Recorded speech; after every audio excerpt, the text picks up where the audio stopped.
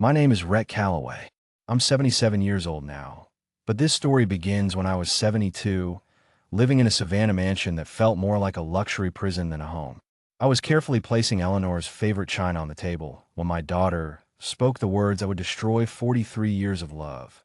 Words so cold, they froze my heart mid-beat, making me understand that I'd become nothing more than a wallet with a pulse.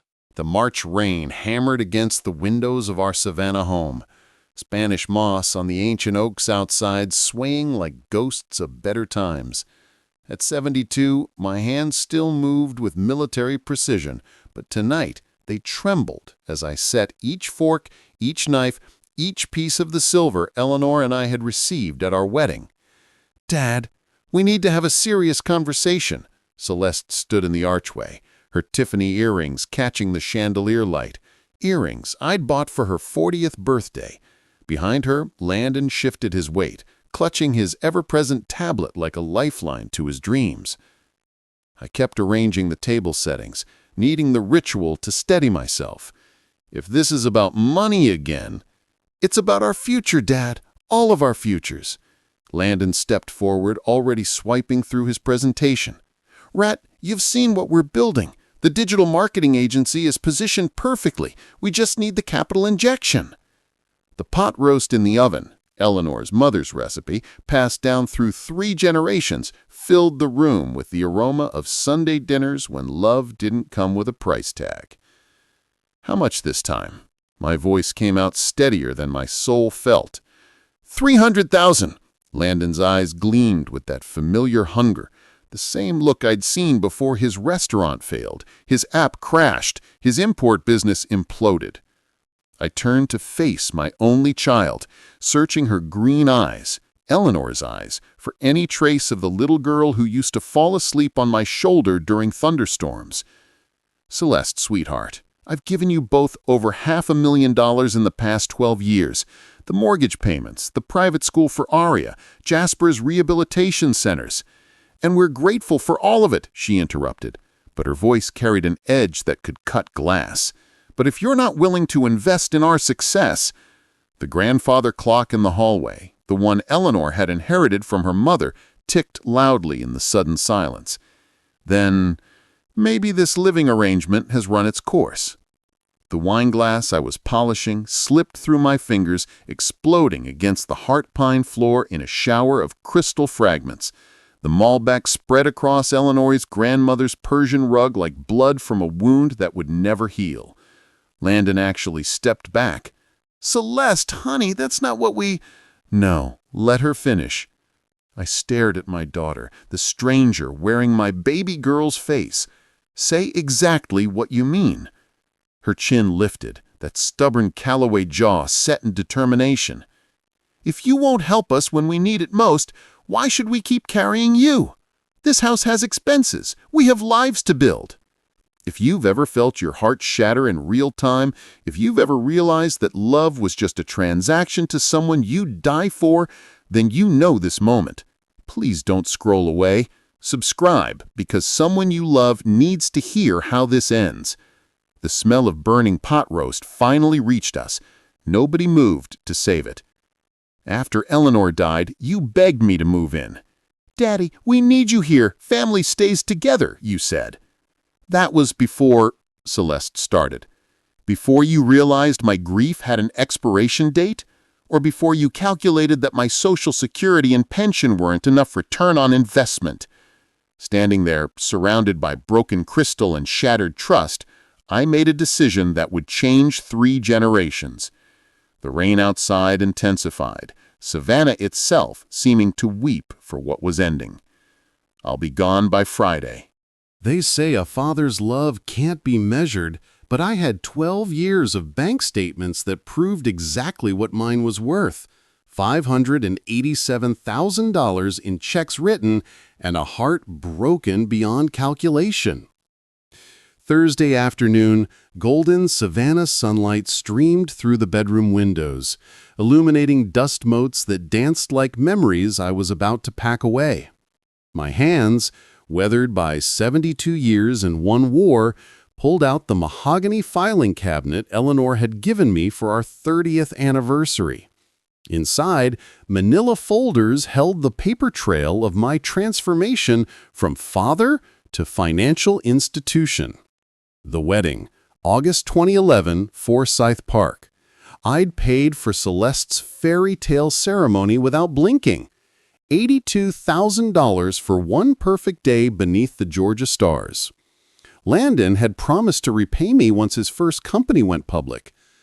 That promise aged like milk in the southern heat. I spread the receipts across my bed like evidence in a murder trial. The murder of unconditional love. Monthly mortgage assistance, $3,200 times 12 months times 5 years equals $192,000. The doorbell rang downstairs, but I ignored it. Probably another delivery for Landon's home office, equipment I'd unknowingly funded through my gifts. Aria's education at Savannah Country Day School, then Emory University, $265,000. At least she'd graduated with honors, the only thorn to complete something they'd started. Jasper's 3 failed college attempts, 4 rehab stints, 2 arrests I'd bailed him out from, $195,000. My phone buzzed. Celeste. Daddy, please, let's talk about this like adults. I turned it face down and continued my grim accounting. Emergency funds for Landon's cascade of failures. Lord, how they'd multiplied. The food truck that lasted 2 months, the cryptocurrency disaster, the online coaching program that never launched. Each failure had cost me between $30,000 and $60,000. Financial bandages on mortal wounds. Medical bills when Celeste's Botox went wrong and insurance wouldn't cover it. Car payments for luxury vehicles they couldn't afford. Christmas gifts that grew more extravagant as my savings shrank. Vacations to Turks and Caicos I funded but was never invited to join. You understand, Daddy, we need couple time. This is the moment where your heart either breaks for him or judges his choices. Before you decide, hit that subscribe button, because every parent watching knows this pain, and every child needs to learn this lesson. Rosa, the housekeeper, who'd been with us since Celeste was born, knocked softly. Mr. Rhett, you want some sweet tea? No, thank you, Rosa, but could you bring up some boxes from the basement? Her brown eyes widened with understanding. You really leaving us, aren't you? Sometimes the price of staying is too high, even for love. She nodded, her own story of sacrifice written in the gray threading through her hair. I'll get those boxes, Mr. Rhett, and I'm sorry, Miss Celeste, she's not the little girl you raised. By evening, I'd reached the final sum, $587,000 over 12 years, not counting the emotional interest, the compound disappointment, the overdraft fees on my soul. I picked up my phone and dialed Chase Private Banking. This is Everett Calloway, account ending in 8851. I need to cancel all automatic transfers to the account ending in 3782. Mr. Calloway, may I ask the reason? These transfers have been active for 60 months. I looked at the photo on my nightstand, Eleanor and me at Tybee Island, Celeste between us, back when her smile reached her eyes. The reason? I just realized I've been paying rent on a relationship that was never really mine. The banker paused. I understand completely, sir. The transfers will cease immediately. As I packed Eleanor's jewelry box and my father's Purple Heart, I heard Landon's Tesla pull into the circular driveway. Through my window, I watched him exit, phone pressed to his ear, hands gesturing wildly. Another deal, another dream, another inevitable disappointment. But it wouldn't be my disappointment anymore. Freedom at 72 felt like a one-bedroom apartment overlooking Portland Harbor. No southern charm, no family photos, just the Atlantic Ocean reminding me that some distances can't be measured in miles. Saturday morning arrived with unexpected sunshine in Portland, Maine, 800 miles from Savannah's suffocating sweetness, where lighthouses replaced Spanish moss and honesty replaced Southern manners that masked manipulation. "Mr. Calloway, you're absolutely certain?" Jennifer, the property manager at Harborview Apartments, couldn't hide her surprise. "Most people your age are downsizing to Florida, not moving to Maine."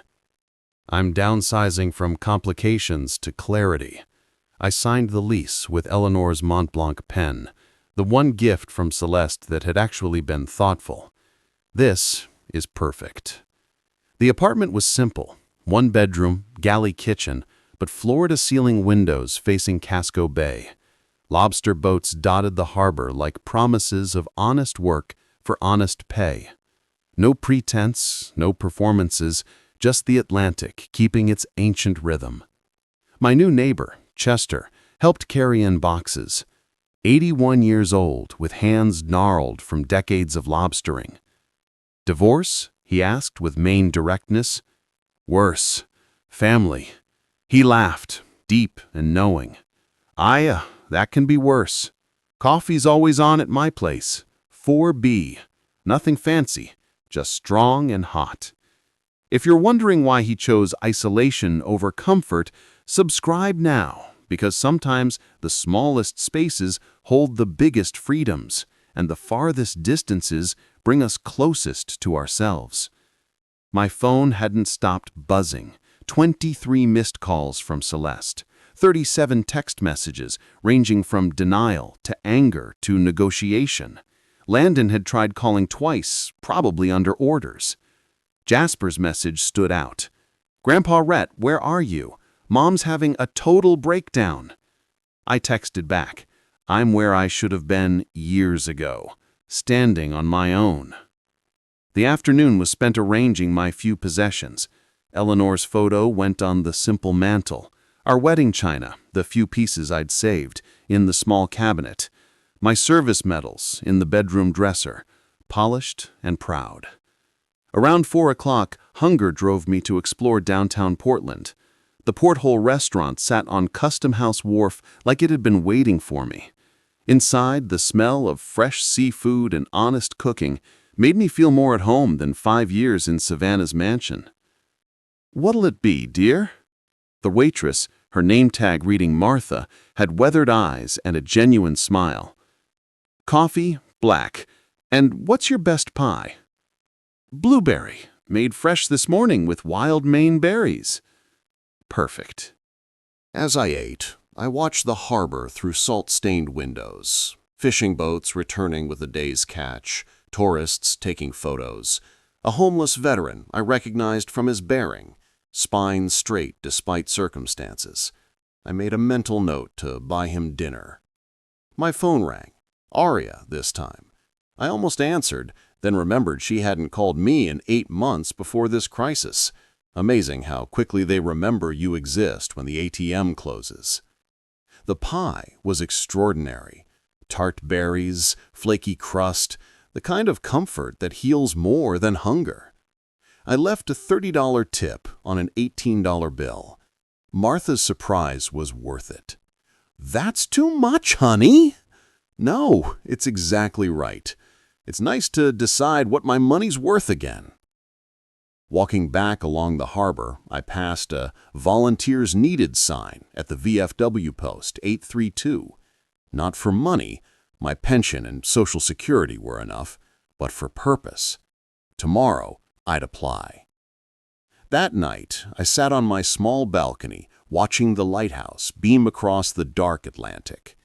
No sounds of Landon's late-night scheming calls, no Celeste's passive-aggressive comments about my TV volume, just the harbor seals barking and the foghorn's honest warning. The phone lit up with another message from Celeste. "Daddy, this is insane! Come home and we'll work this out." Home.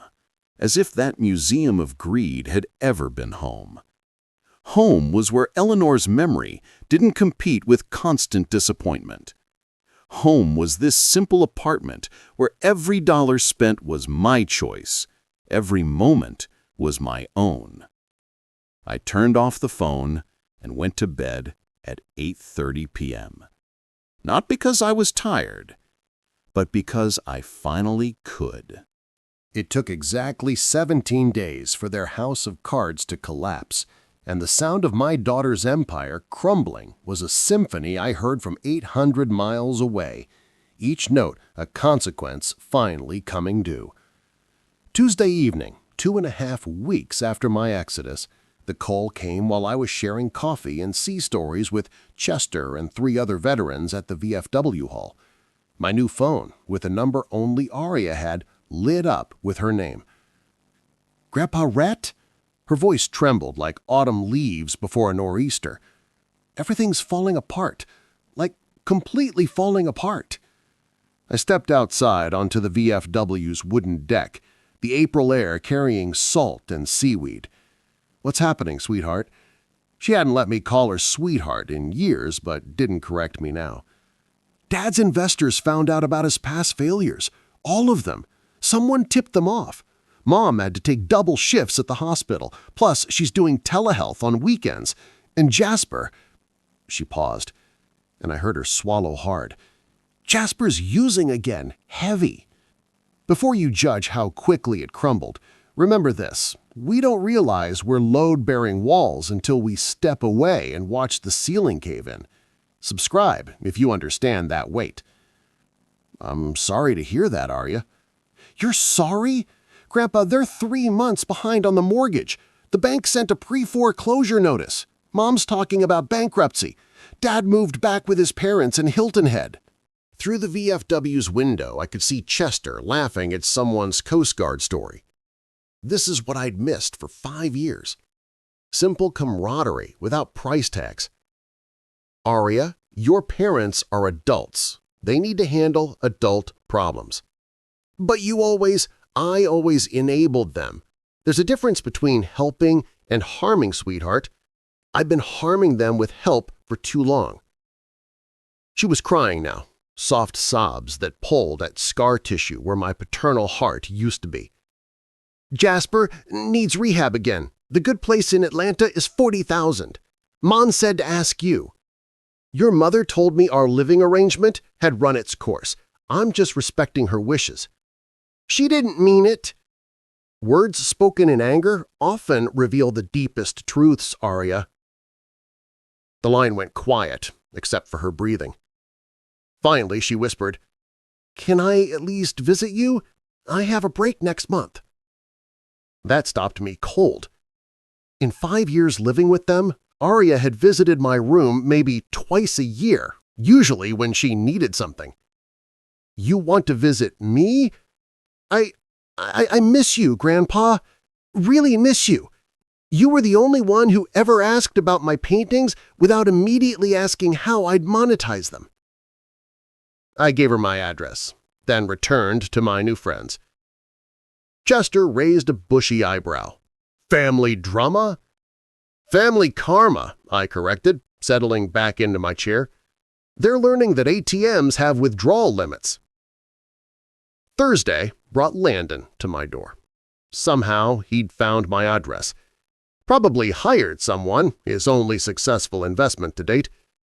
He stood in my doorway like a man who'd driven 14 hours on desperation and 5-hour drinks. "Rhett, we need to talk."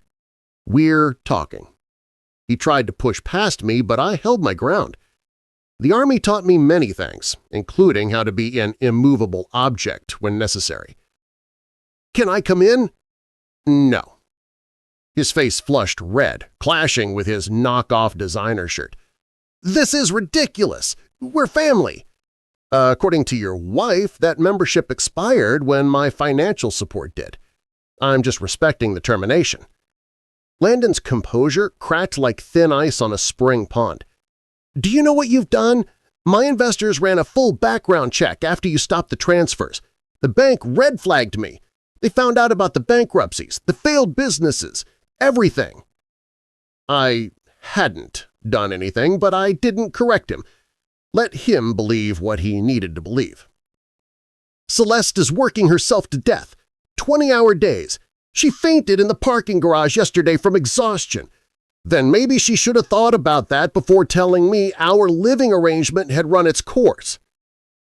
his hands clenched into fists, then released. Landon was many things, but physically confrontational wasn't one of them. We could lose everything. You already lost everything that mattered. You just haven't realized it yet. Standing there, designer clothes wrinkled from the drive, eyes bloodshot from stress, expensive watch catching the hallway light, I saw him clearly for the first time. Not as a son-in-law, or a father, or a provider, but as what he truly was, a 45-year-old child who never grew up because someone else always caught him when he fell. "Please, Rat, one more time, just enough to save the house. 100,000. Goodbye, Landon." I closed the door on his protests and went to make dinner. Real dinner. Lobster rolls with butter Chester's wife had taught me to clarify. As I cooked, I thought about Celeste working those brutal shifts and felt peace. The well of paternal guilt had run dry. That's the thing about unconditional love. It shouldn't require terms and conditions. They say you can't teach an old heart new tricks, but Rose Whitfield proved that wrong with nothing more than homemade clam chowder and the radical idea that love shouldn't leave you bankrupt. 3 months had passed since my liberation, and July in Portland painted the harbor in shades of blue I never knew existed. The Saturday farmers market at Deering Oaks Park had become my weekly ritual, not because I needed much, but because life needed structure and vendors needed customers who paid in cash and compliments. That's where I met her. Rose Whitfield stood behind a table of homemade preserves and pickled vegetables, silver hair catching sunlight like Eleanor's used to. But where Eleanor had been quiet and careful, Rose radiated confidence earned through survival. "You've been circling my booth for 3 weeks," she said, not looking up from arranging mason jars. "Either buy something or tell me what's really on your mind." Her directness made me laugh. A real laugh, not the polite chuckles I'd perfected at Savannah dinner parties. "I'm deciding between the bread and butter pickles and the blueberry jam." She looked up then, blue eyes sharp as the Atlantic in winter. "You're Everett Calloway, Chester's friend from Harbor View." "Guilty. You know Chester?" "Everyone knows Chester. He's been trying to set me up with someone for 2 years. I'm guessing you're his latest project." Sometimes life gives you exactly what you need the moment you stop looking for it. If you believe in second chances at any age, hit that subscribe button. We all deserve them. I bought 3 jars, pickles, jam, and her homemade cranberry sauce. She threw in a loaf of anadama bread for Chester's matchmaking efforts. We talked until the market closed. Rose had been a nurse at Maine Medical for 35 years, widowed for 7, had 2 sons who lived responsibly in Colorado and Vermont. No drama, no dependency, just occasional FaceTime calls and holiday visits. "I learned early," she said, helping me carry my purchases, "that enabling children creates eternal children. My boys had to struggle and succeed on their own. Now they're stronger for it." I learned that lesson at 72, caused me $500,000 and a daughter. But you learned it. That's what matters. Coffee turned into lunch at the Holy Donut, lunch into weekly dinners. Rose had a cottage in Cape Elizabeth with a garden that would have made Eleanor weep with envy. We'd sit on her porch watching the lighthouse, talking about everything and nothing. August brought Aria for her first visit. She looked different. Thinner, older, worn down by the chaos at home. "It's nice," she said about my apartment, trying not to sound surprised. "Peaceful. You can see the sunrise. That's the point." We sat on my balcony, sharing lobster rolls from Becky's Diner. Aria stared at the harbor like she'd never seen the ocean before. Mom sold her jewelry, all of it. Even Grandma Eleanor's engagement ring. "I'm sorry to hear that." "Dad's living with his parents. They're getting divorced. He's already dating someone new. Met her at a networking event." I said nothing. Some news doesn't require commentary. Jasper's in state rehab, not the fancy place in Atlanta, but maybe that's better. He has to want it this time. How are you managing? She laughed, bitter and young. I got a second job, waitressing at night, gallery work during the day. Turns out I'm good at earning money when I have to. You were always capable, Arya. You just never had to prove it before. Rose arrived as Arya was leaving, carrying a pot of her famous seafood chowder. They passed in the doorway, sizing each other up with female intuition. "That your granddaughter?" Rose asked, after Arya left. "One of them, yes. She looks like she's learning hard lessons. The whole family is." Rose unpacked the chowder, scallops, clams, haddock, and cream so rich it should be illegal, and we ate in comfortable silence. This is what I'd missed for so many years: partnership without performance, company without cost. "Chester says you're thinking about donating your medals to the VFW Museum." "Not thinking, doing. They should be where people can appreciate them, not hidden in my closet." "Your family doesn't want them?" "My family wants a lot of things. Haven't earned any of them." She reached across the table, taking my weathered hand in hers. "You're not bitter. That's remarkable." "Bitter takes energy I don't have anymore. I'm just free." That night, after Rose left, I found an email from Celeste, the first communication from her in 2 months. "Daddy, I know you hate me now, but I wanted you to know I'm getting help. Therapy twice a week. The doctor says I have codependency issues stemming from Mom's death. I put all my grief into controlling everything, including you. I'm sorry. I don't expect forgiveness. I just wanted you to know." I read it twice, then archived it. Apologies without action are just words, and I'd had enough of those to last a lifetime. On a cold October morning, Karma arrived at Portland Harbor wearing a hospital gown. My daughter's heart had finally broken from carrying the weight of her own greed, and somehow I was the only one who could help her heal. The call came at 2:47 a.m., jarring me from dreams of Eleanor's garden, Arya's voice pitched high with terror.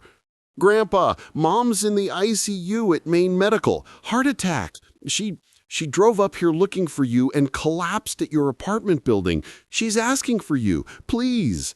The drive to Maine Medical took 12 minutes through empty streets, slick with October rain. Rose had offered to come, but this was my journey to make alone. The cardiac unit looked the same as the one where Eleanor had spent her final days. Fluorescent promises and the smell of industrial hope. Celeste surrounded by machines, looking smaller than I'd ever seen her. Her eyes opened when I entered, tears immediately flowing.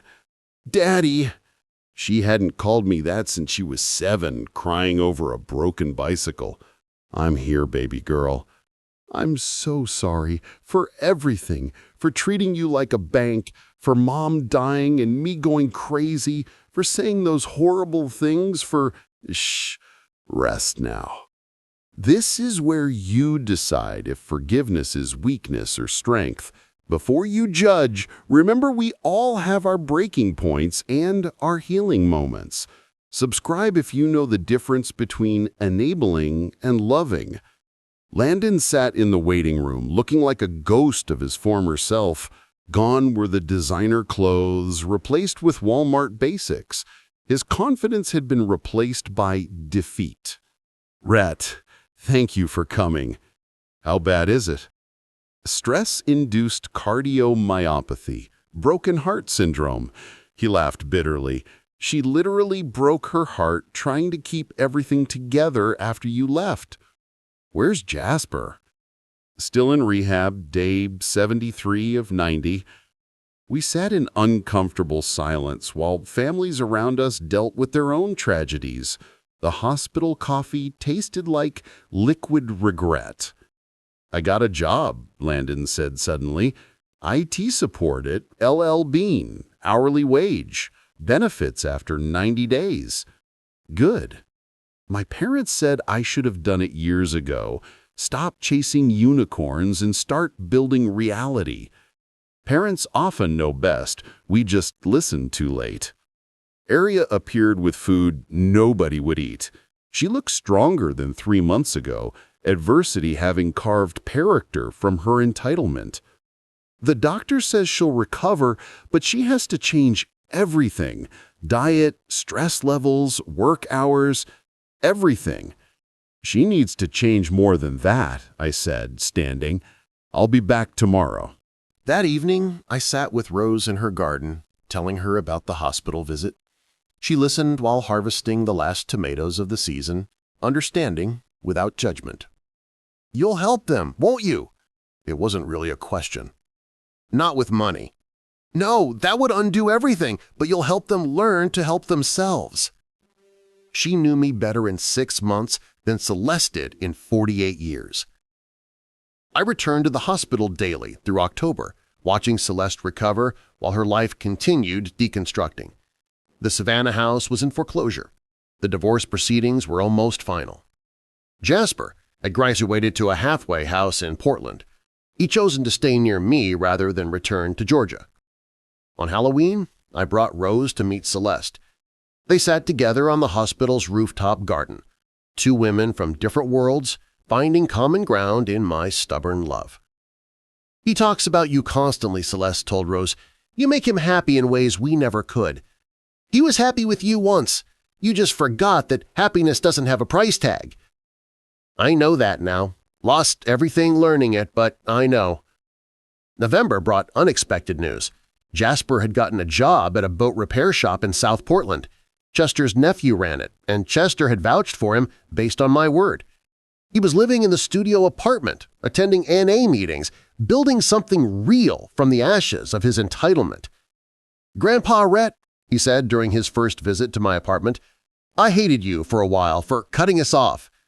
"I know. But you saved my life. If you'd kept paying for rehab, I'd never have hit bottom, and bottom was the only foundation solid enough to build on." Aria had enrolled in night school for her MBA at University of Southern Maine, paying her own way, working 2 jobs while maintaining a 3.9 GPA. Aria and Landon's divorce finalized the week before Thanksgiving. She moved into a 2-bedroom apartment in Westbrook, downsizing 40 years of accumulation into what mattered. The photos she kept were all from before money complicated everything. That Thanksgiving, 5 broken people gathered around my small table in a Portland apartment. And for the first time in decades, everyone brought something real to share. Not their expectations or entitlements, but their hard-earned humility and hope. Thanksgiving arrived with the first real snow in Portland. Thick flakes that made the harbor look like a shaken snow globe. My apartment, which Celeste had once called depressingly small on the phone to her friends, now hosted the strangest family gathering of my life. Rose arrived first, carrying her grandmother's china and a turkey she'd been brining for 3 days. If we're doing this, we're doing it right. Aria came next, bringing homemade rolls from a recipe she'd found in Eleanor's old cookbook, the one I'd saved from the estate sale. I practiced 12 times. They're finally perfect, Grandpa. Jasper showed up with a sober chip in his pocket and butternut squash soup made from scratch. YouTube University, he said proudly. Who knew cooking was just chemistry you can eat? Celeste arrived last, hesitant at my door like a stranger seeking permission. She carried a pie, store-bought from Harbor Fish Market, but honest. I never learned to bake. Mom tried to teach me, but I was always too busy building my empire. You're here. That's what matters. Sometimes the smallest tables hold the biggest miracles. If you've ever had to rebuild your family from scratch, if you've learned that love means letting go before you can hold on again, subscribe now. Someone needs to hear this. We squeezed around my small dining table, Chester's borrowed chairs making it work. Rose said grace, her nurse's voice carrying the weight of witnessed suffering and survival. We're thankful for hard lessons that taught us soft truths, For losing everything that didn't matter to find everything that does. For second chances and 77th chances and the chance to change. For bridges burned that became lighthouses, showing us where not to sail. Amen. The food was imperfect. Arya's rolls were slightly dense, Jasper's soup too thick, the turkey a little dry, despite Rose's best efforts. But every bite tasted like redemption. "Remember that Thanksgiving when I was 10?" Arya asked. "Grandma Eleanor made 7 different pies because she couldn't decide." I added, "She gave pie to everyone, the mailman, the garbage collectors, the Meals on Wheels driver. Said gratitude should be shared, not hoarded." Celeste had been quiet, pushing food around her plate. Finally, she spoke. "I realized something in the hospital. We had everything backwards. We thought your money meant love, so when you stopped giving money, you thought I stopped loving you. But it was the opposite, wasn't it? You stopped giving money because you loved us. Real love, not the enabling kind." Jasper reached for his 8th roll, a good sign for someone whose appetite had been destroyed by substances. "My sponsor says I'm lucky. Most people don't get to rebuild at 24. "Most people don't have to," Rose offered. "But those who do become stronger than those who never fell." Chester knocked on the door, delivering his famous lobster mac and cheese and staying for coffee. The apartment meant for one somehow expanded to hold everyone who mattered. "I've been thinking," Celeste said as we cleared dishes, "maybe losing the house was the best thing. It was Mom's dream, not mine. I was just trying to keep her alive through mortgage payments." "Your mother is alive in better ways," I said, pointing to Arya recreating her roles, Jasper staying sober, Celeste finding strength. "She's in the lessons you're finally learning."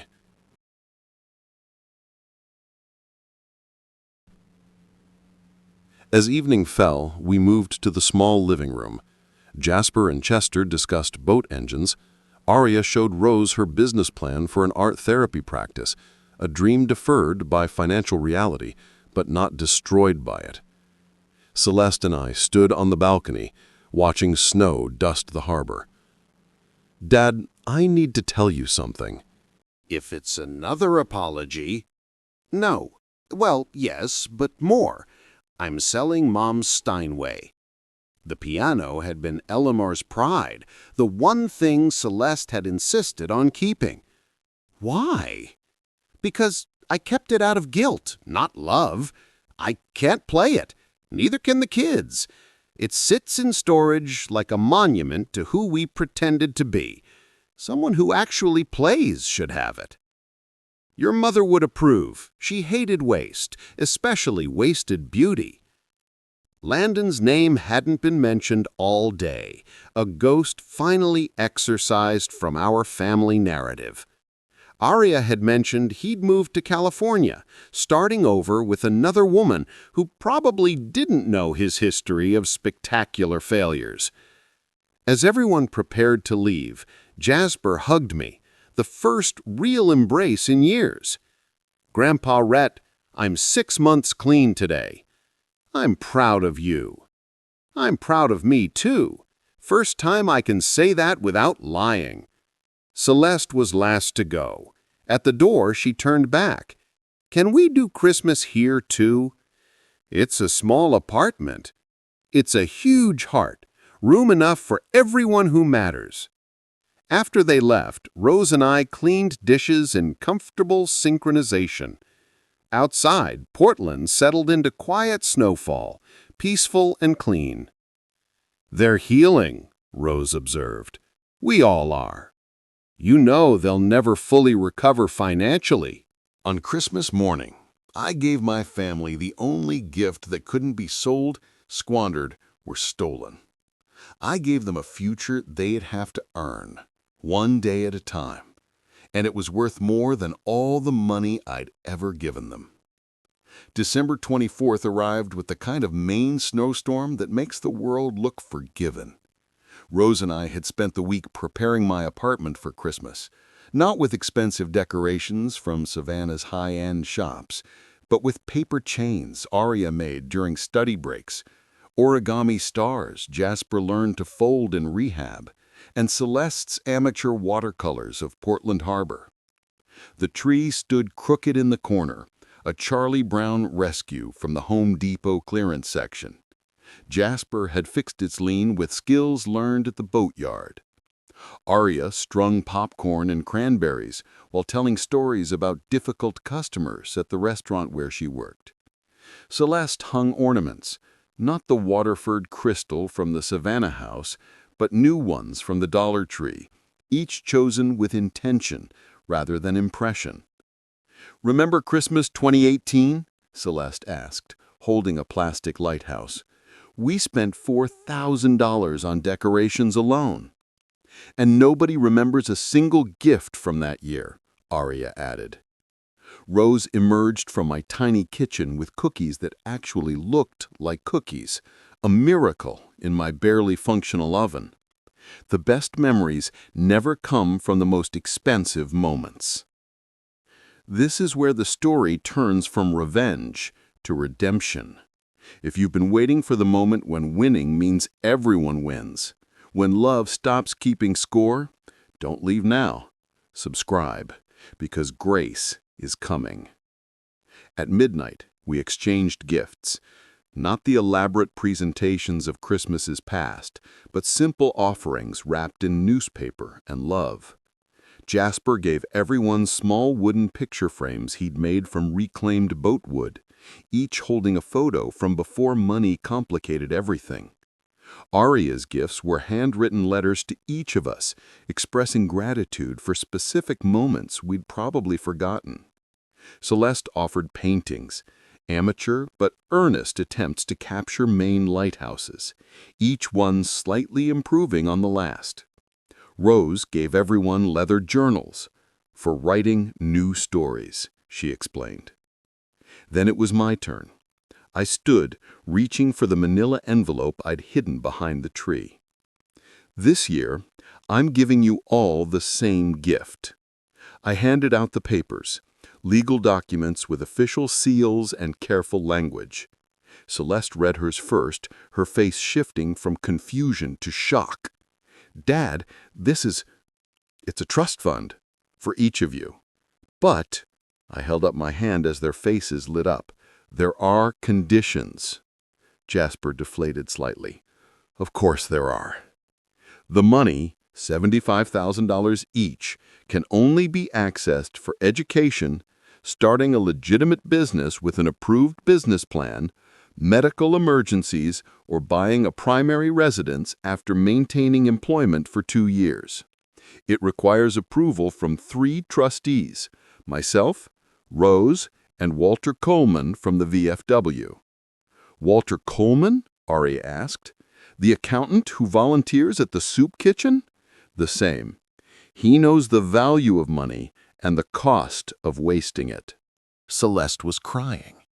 Different tears than her manipulative ones. These were real, salted with recognition.